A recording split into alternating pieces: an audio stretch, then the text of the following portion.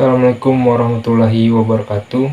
Perkenalkan, nama saya Yusra Fadil Afsa dari kelas C3 dari Prodi D3 Farmasi Sekolah Tinggi Kesehatan Al-Fatah Kota Bengkulu. Di sini saya akan menjelaskan tentang metode pendekatan dalam mencari kebenaran.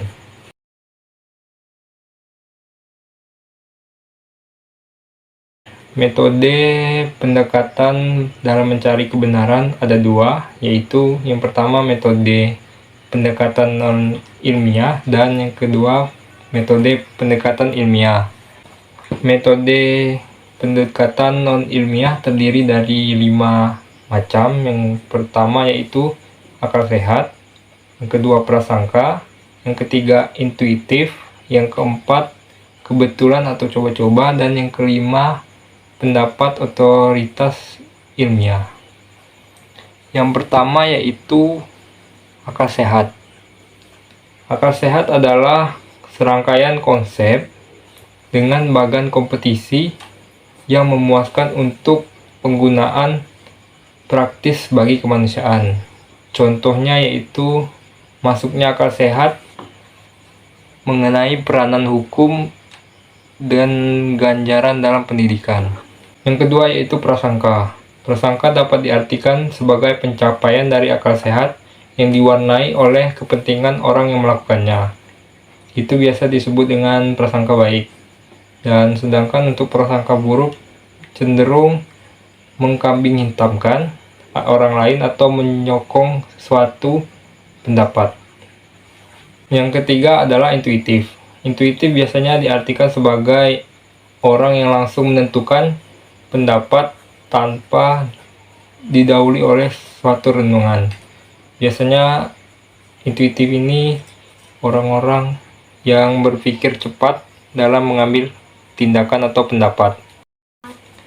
Yang keempat adalah faktor coba-coba, yaitu bisa diartikan sebagai pemecahan yang terjadi secara kebetulan setelah dilakukan serangkaian usaha dan didapatkan penemuan secara kebetulan, pada umumnya tidak efisiensi dan tidak terkontrol. Yang kelima adalah pendapat otoritas ilmiah. Otoritas ilmiah adalah orang-orang yang biasanya telah menempuh pendidikan formal yang tinggi atau yang mempunyai pengalaman kerja ilmiah dalam sesuatu bidang yang cukup banyak. Hal inilah yang menyebabkan pendapat mereka sering diterima tanpa diuji ataupun dipandang benar. Namun pendapat otoritas ilmiah itu tidak selamanya benar. Itu tadi adalah 5 macam pendapat non-ilmiah. Sekarang kita masuk yang kedua, yaitu pendapat ilmiah. Dan yang kedua ini adalah pendekatan secara ilmiah.